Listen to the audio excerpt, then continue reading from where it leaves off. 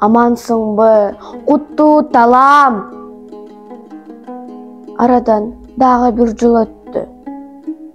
Бүгүн менин сыйынуу күнүм. Бул сапарда жалгыз келдим.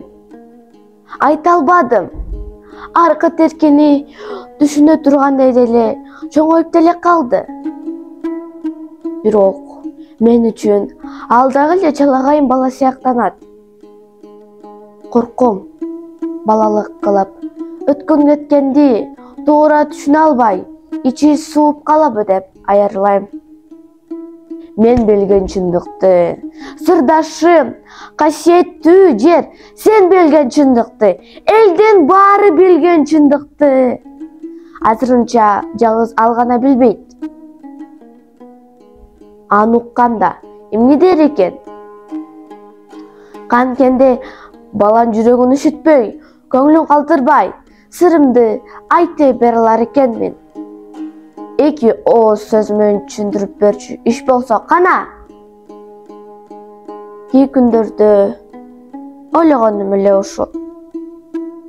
Кышында сырколоп, төшөктө жатканымда өлүмдөн анча деле корккон жокмун. Демейде тентек чалыш неме мектепке да барбай калып, жанынан чыкпай жүрдүм. Эне, кай жериң ооруйт? Суу ичесиңби же дарыңдан берейинби эне? Үстүңдү жуулап коеюңбу? Деп эле турат. Ушинткенде оозум барбады. Кудуреттим жетпеди. Жөн эле айтып берчү жомок эмес экен да.